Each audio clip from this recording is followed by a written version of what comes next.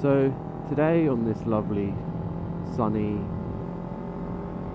summer's morning, I thought I'd just talk about the UK motorcycle license laws and how it's all changed and how it's now an absolute bitch to actually get a decent bike and not spend tons of money just learning to ride. Well, first of all, ages. So at different ages you can have different bikes. Well, you can get different licenses. I think it's 17. I know you can definitely get a 50cc without any sort of license at all, which I think is stupid, really. Because you do see a lot of idiots on little mopeds with no clue on what they should be doing on the roads, really. So it's dangerous, but there you go. And so they're allowed to do that. And then I know at 17 you can then take your CBT and get up to a 125cc. So your CBT is compulsory basic training, and you need to do your CBT anyway to get any sort of test, because they require that for you to do your first major test, and that's at 19 you can do your A2 license.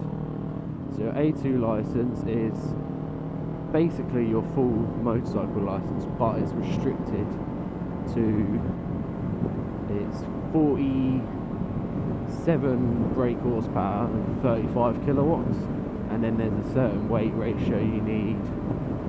So basically it's not the quick bike at all. You also need to do, well, they can be quick depending on what you do to them, really, but you also need to do your theory test for that. And what a lot of people are confused about, and what I needed to look into a lot when I was first doing it, and no one seems to know, there are two different theory tests. There's your car theory test and there's your bike theory test. To be honest, I don't really know why there's two, because they are nigh on exactly the same. I've done them about a month apart and they were pretty much exactly the same, bar one or two specific questions to either car or bike. And if you've done your practical test in the UK, you'll know that there's a hazard perception test, and they are exactly the same without a difference. I think I've done the exact same hazard perception test twice, passed both times. It was a piece of piss, really. It's ridiculous. But anyway, back to the actual licensing.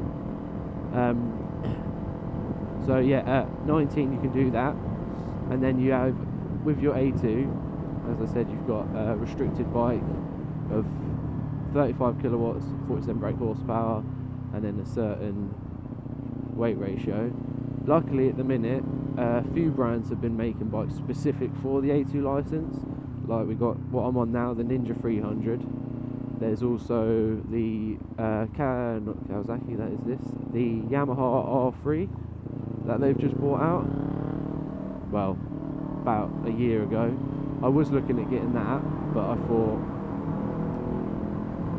it's a bit too expensive, because when I did start riding, it had literally just come out, and the reviews on that and this weren't too different. And I've always wanted a Ninja, I'm not gonna lie. Growing up, my dad had a Ninja, and it's a little boy's dream bike, really. Well, it was mine. So anyway, after having, so your A2 license it's built up of two things. It's built up of a mod 1, well, it's built up of three things: mod 1, mod 2, and your theory test. So mod 1 is a off-the-road slow control of the bike, and mod 2 is on the road general drive. It's about half an hour, not too long. Honestly, I'd say the mod 1 is probably more difficult, just because they are very anal about it. They are very anal about it. Any sort of mistake and they will have your balls for it. It's a bit dodgy. So that's the mod 1. Oh, that's the A2 license. Then you have to hold that for a minimum of 2 years, or be 24 to be able to do your A license, which is your unrestricted license, which will allow you to ride any sort of bike. And I'll carry on once we get off the motorway.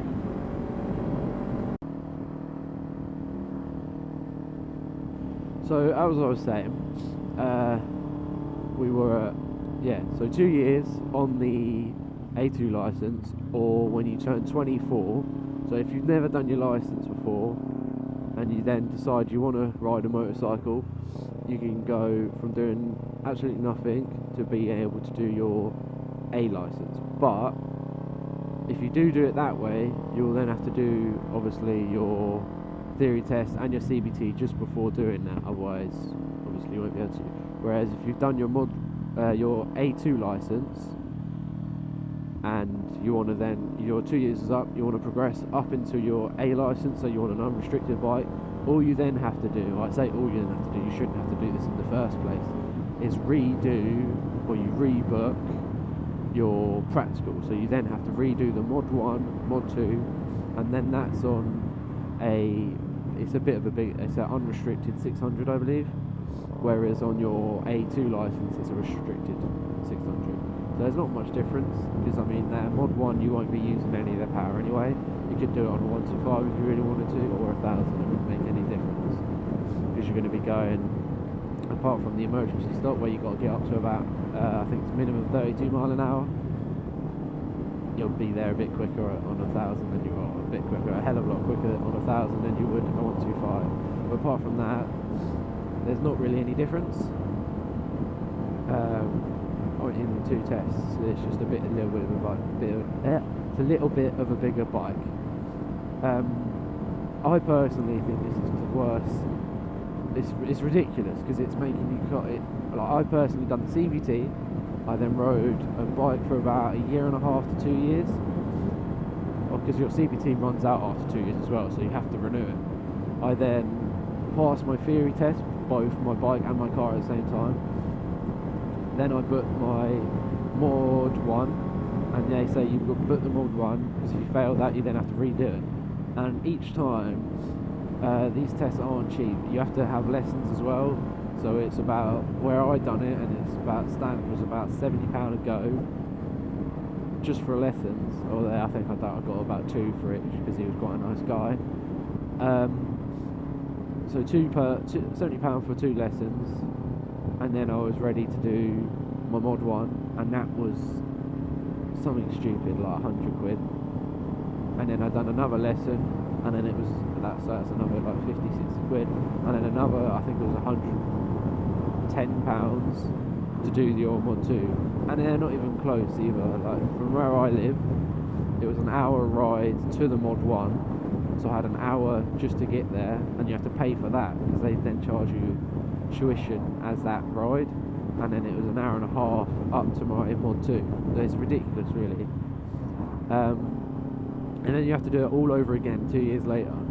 And I mean, you're right, you've been riding, you wouldn't get your license if you're not going to ride, so you've been riding for 2 years. And I know before they brought this law in 2013, that car's very close to me. Yeah, they brought this law in 2013, and I think before that it was the same principle, but after 2 years your license was then, well, the restriction was just taken off. It was withheld, or it was gone, and then you could ride any bike. You could ride whatever you wanted, Fireblade, anything, from having the same restriction up to that. And then before that, you could literally, like my dad and the older generation of bikers, done one test, and that was it. They could go from a 125 onto 1000. And yeah, that might be a bit of a stupid jump, and I know they're trying to make it so you can slowly develop your bike skills, but in all honesty, it's stealing your money. 2 years is more than enough time to learn how to, or get used to the power of a 300, for example, or a restricted 600, like all these kids riding around on the Bandits. I personally don't see the point in riding a restricted Bandit. You're just riding a heavier bike without half the power. So I don't know why, but I'm just going to sit on this and then wait for my lovely S1000RR, to be brutally honest with you. But no, I personally think it's stupid.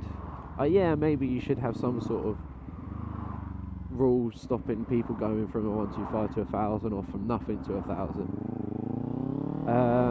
But what can you do? If I come to power, I'll tell you what I'll do. Everyone has to ride a bike before they even pass on a car, because the amount of people in a car who don't have a Scooby that you're next to them or behind them, and I mean, if everyone had to ride a ped for half a year, or any sort of little bike before they got into a car, I think drivers would be much better. And I know, I'm pretty sure there are countries who make you do that. Probably not, I'm probably just talking out my arse, or someone's told me yes and I believe them. But no, I think that would be a much more safer way of doing things. But anyway, as a quick overview of the whole, if you didn't really want to listen to all my ramblings and ranting, quick overview on the whole test thing. Oh, I'll talk about the bigger test. We won't talk about the CVT, because I mean that's pretty self-explanatory. So at 19, you can do your Mod 1. You can do your A2, and your A2 consists of a practical, Mod 1, and a Mod 2. And then 2 years after that, or at 24, you can then do your A license, which is an unrestricted license, which allows you to ride any bike you wish. And that's about it. That's all there is to it. I mean, it's not explained very well on websites and things like that. It's getting better, and there are brilliant websites with lists of bikes you can buy for an A2 bike, an A2 license, which is helpful, but just kind of most of it's just old unrestricted bikes you have to restrict, and I still don't see the point in restricting a bigger bike. But anyway, hope you enjoyed, and I'll see you in the next one.